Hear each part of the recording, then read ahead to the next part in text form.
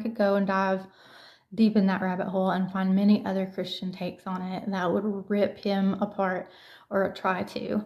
But all I need, and being a Christian alone means that you should be, what would Jesus do? So you shouldn't go out there and try to attack anything. So they try to like walk the line and do it in a nice way and point out so many positives, but really they're trying to turn people against it because it doesn't align with their theology. And that's what this guy said verbatim. So I'll pull back and forth. But first off, he talks about in this book how we are made in God's image. He talks about consciousness.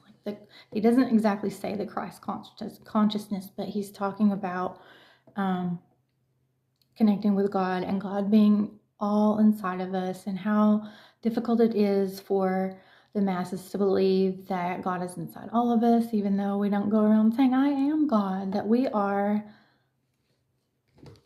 directly related and connected to source at all times, no matter what your wealth, your status, your celebrity, whether you're homeless, whether you're this, that, or the third. We are all part of God, and if we are all part of God, we are all connected. So just like everything and everybody is connected. So he talks about that, which I was like, okay, checking boxes with me. He talks about narcissists and how Adam in the Garden of Eden was a narcissist. He even kind of correlates that to Gaston in Beauty and the Beast and how he's a narcissist. He talks about prophets, nihilists, hedonism.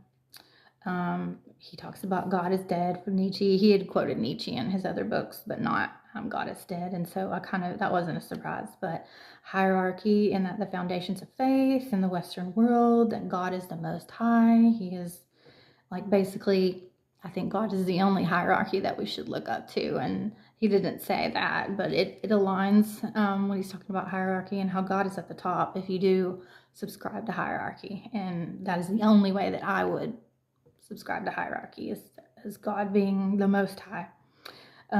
Talks about Jezebels, false idols. Talks about how economic status in the minds of men will correlate into, well, why shouldn't I? Or why can't I? If I have money, then I should be able, basically to do whatever I want and crap on anyone else, on humanity. Basically how my uncle thought about, and a lot of Republicans that I've met around here in this area will think about homelessness, about how we should just put them on a bus and ship them out because it's not my problem